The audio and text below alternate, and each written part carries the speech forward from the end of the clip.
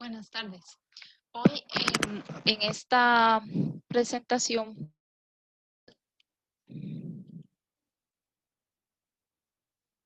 vamos a hablar sobre reacciones nucleares.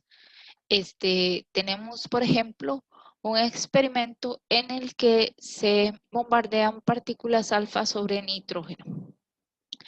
Las partículas alfa son átomos de helio que no tienen los electrones y eso da como origen a un átomo de oxígeno y a un protón, que es un átomo de hidrógeno, sin carga. Las reacciones nucleares están sujetas a ciertas leyes de conservación, que es, se conserva la carga, se conserva la cantidad de movimiento y se conserva la energía. Además, se conserva la cantidad total de nucleones, se conserva el número de protones y el número de electrones. En la conservación de la carga tenemos que la suma de los números atómicos iniciales debe ser igual a la suma de los números atómicos finales. Por ejemplo, 2 y 7 es 9 y 8 y 1 es 9 también del otro lado de la ecuación. La conservación del número nucleónico, bueno, la suma de los números de masa iniciales debe ser igual a la suma de los números de masa finales. Entonces, 4 más 14 es 18 y en este ejemplo 17 más 1 también es 18. Y la diferencia de las masas antes y después de la reacción corresponde a la energía de reacción. Por ejemplo, en este tenemos la masa de la partícula alfa, que sería MA de la primera partícula, la masa de B, que sería la masa del nitrógeno, menos la masa de C, menos la masa de D, que sería el protón. Por C al cuadrado, eso nos da la energía de reacción. O sea, la masa de estos productos tiene menos la masa de los reactivos, es la energía que tiene la reacción. Pueden haber más de dos reactivos o pueden haber más pueden haber varios elementos aquí en esta parte. Ahora tenemos la fisión nuclear. La fisión nuclear es cuando un núcleo se vuelve inestable y emite y se separa en dos núcleos más pequeños. Muchas veces la fisión ocurre espontáneamente, otras veces ocurre de forma inducida. Por ejemplo, el uranio 231 es bombardeado muchas veces con neutrones y se separa en dos átomos. El uranio, 235. Se separa en dos fragmentos y libera 3 neutrones y 200 megaelectronvoltios de energía. En este caso, los fragmentos de fisión para el uranio 235, cuando es bombardeado por neutrones, es el kriptón 36 y el bario 139. El kriptón y el bario son los fragmentos de la fisión. Entonces, cuando el uranio 235 es bombardeado con neutrones, puede producir un estado excitado de uranio 236 que es inestable y que se va a fissionar en bario y en kriptón, emitiendo 3 neutrones. O bien podría darse el caso en que el estado excitado del uranio 236 se separe en xenón y estroncio y emita 2 neutrones. Entonces, en promedio, para una reacción nuclear hay 2.5 neutrones, porque puede darse este caso como puede darse este otro caso. Las reacciones en cadena. Muchas veces cuando se bombardea con neutrones, ¿verdad? No se bombardea un solo átomo, sino un conjunto de átomos. A la vez, esta primera generación de neutrones va a golpear el átomo y lo va a fragmentar, pero va a liberar 3 o 2 neutrones dependiendo de la reacción. Esos 3 neutrones van a golpear muchas veces otros átomos de uranio, que también a su vez va a liberar 3 neutrones y así sucesivamente se va a producir una reacción en cadena que libera en cada una de ellas 200 megaelectronvoltios por átomo fisionado. Entonces al final va a haber una gran liberación de energía a través de esta reacción en cadena. Si la reacción en cadena se hace en forma controlada, se puede utilizar esa energía para un reactor nuclear, pero si se hace en forma explosiva y sin control, se puede crear una bomba. Entonces, la fisión libera como unos 200 megaelectronvoltios por átomo, ¿verdad? Es una gran cantidad de energía. Y si se tiene un gramo, pues, por ejemplo, en un mol hay 6.0 por 10 a la 23 átomos. Entonces, la cantidad de energía es la cantidad muchísimo mayor a la que puede desprender cualquier reacción química. Esta es la reacción en cadena un poco más grande.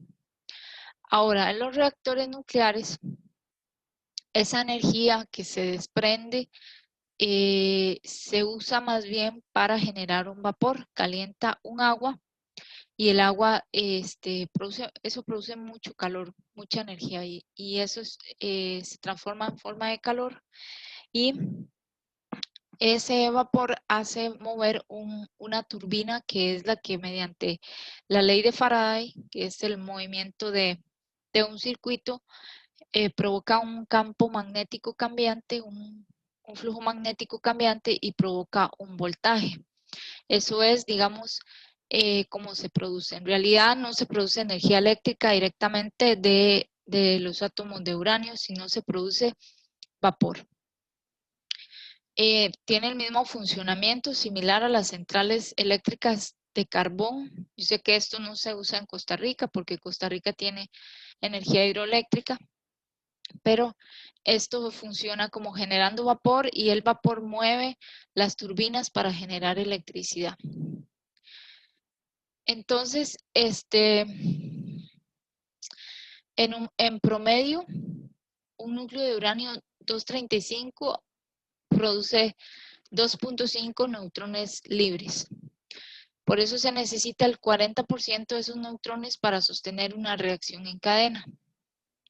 Es muy probable que un núcleo de uranio 235 absorba un neutrón de baja energía de menos de un electronvoltio que los de mayor energía que se liberan durante la fisión. Entonces, los neutrones de mayor energía son desacelerados mediante un material llamado moderador, que cuando el neutrón que viene muy rápido choca contra el material, disminuye su velocidad porque pierde una parte de su energía. Entonces es más probable que cuando tenga menos energía ese neutrón pueda ser absorbido por otro átomo de uranio. En las centrales eléctricas nucleares el moderador generalmente es agua o grafito y se controla la tasa de reacción para que no se salga de control, ¿verdad? Utilizando unas varillas de control de elementos hechos como boro o cadmio que absorben neutrones sin sufrir ninguna reacción nuclear. Entonces, esas barras son las que ayudan a sostener, digamos, que la producción de energía y la producción de calor no se salga de ciertos rangos. El isótopo del uranio 238 también puede absorber neutrones, pero no tiene una probabilidad alta de sostener una reacción en cadena. Entonces, el uranio que se usa en los reactores se trata de enriquecer para aumentar la proporción de uranio 235, que es el que produce la reacción en cadena, ¿verdad? Porque es menos abundante este isótopo. Este es un ejemplo de una planta nuclear típica de 100 megawatts. Aquí tenemos el reactor y aquí es donde está el material radioactivo y tenemos el núcleo. En el reactor se meten estas varillas de control de boro o de cadmio para detener en cierta forma y controlar la reacción en cadena. Aquí esto está rodeado por agua y entra el agua caliente por aquí y esta agua calienta esta otra agua, ¿verdad? Entonces aquí sale el vapor y por aquí sale el agua fría que entra por aquí el reactor para calentarse y volver aquí a calentar esta agua. el vapor sale y mueve estas turbinas que están cerca de imanes y entonces pues ahí se produce la FEM a través de la ley de Faraday-Lenz y se produce altos voltajes. Luego el agua sale por aquí, el vapor sale por aquí donde se condensa, es condensado y entra agua fría de afuera y sale del enfriador para condensar el vapor y que vuelva a transformarse en agua para volver a entrar y volver a transformarse en vapor. Muchas veces todos estos recipientes metálicos y todo esto se daña por el efecto de los neutrones. Los neutrones fragilizan los metales, los dañan y dañan todas las estructuras. Entonces hay que darles un continuo mantenimiento y a estas barras también. En una de esas sesiones de mantenimiento en Chernobyl, pues sacaron unas de las barras y sacaron un poco más de la cuenta, se calentó más de lo esperado y luego se produjo el desastre nuclear que ha afectado a esa zona. Porque esto es muy delicado y tiene que dársele mantenimiento continuamente. También existe la fusión nuclear. La fusión nuclear utiliza átomos más pequeños para que se fusionen, formen átomos más grandes, pero ellos deben estar a una distancia que sea del orden de 2 por 10 a la menos 15 metros. Ellos deben unirse tanto que tengan que acercarse para que la fuerza nuclear tenga su capacidad de actuar sobre ellos. Deben vencer la repulsión de las cargas positivas del núcleo, o sea, tienen que tener energías cinéticas de 0.7 megaelectronvoltios y esto se consigue, por ejemplo, a temperaturas muy altas de 3 por 10 a la 9 Kelvin, aunque también se consigue a temperaturas menores, es lo que se llama la fusión fría, porque cuando se tiene una distribución de partículas a una cierta velocidad, a una cierta temperatura, el valor medio tiene un valor determinado de temperatura y de velocidad, pero hay otras partículas que tienen más energía y hay otras partículas que tienen menos energía, que es una distribución como una campana de Gauss. Entonces, aunque la temperatura sea más baja, van a haber partículas que sí van a tener energía suficiente como para producir fisión nuclear. En este caso, por ejemplo, esto se produce en las estrellas. En las estrellas, el hidrógeno y el helio, que son los elementos principales, digamos, del hidrógeno y el helio, de los protones, que son un átomo de hidrógeno, se puede formar deuterio, partículas beta, luego se puede, de un deuterio y un protón o un hidrógeno, se puede formar un isótopo del helio y liberar rayos gamma y luego de 3 helios se puede formar un átomo de helio y 2 protones y así sucesivamente. Conforme en las estrellas se aumenta la temperatura, se pueden ir formando otros elementos más pesados.